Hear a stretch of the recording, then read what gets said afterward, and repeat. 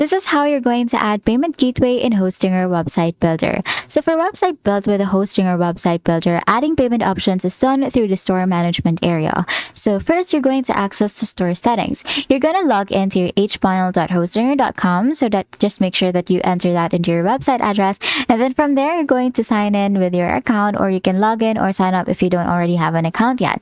Now from here, once you're on your dashboard, you're just going to head over to this left side panel, and then you're going to click on Websites or Website Builder. Now you're going to click the online store icon or access the store management area.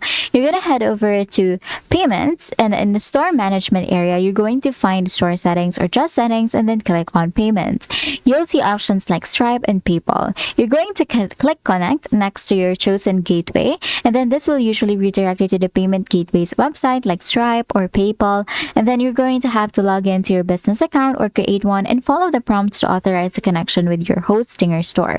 Now after that, once the main connection is made, you can often go into the gateway settings like Stripe to enable more methods like Google Pay, Apple Pay, etc. depending on your country. And that's it. All you have to do is to confirm the transaction, and that's it.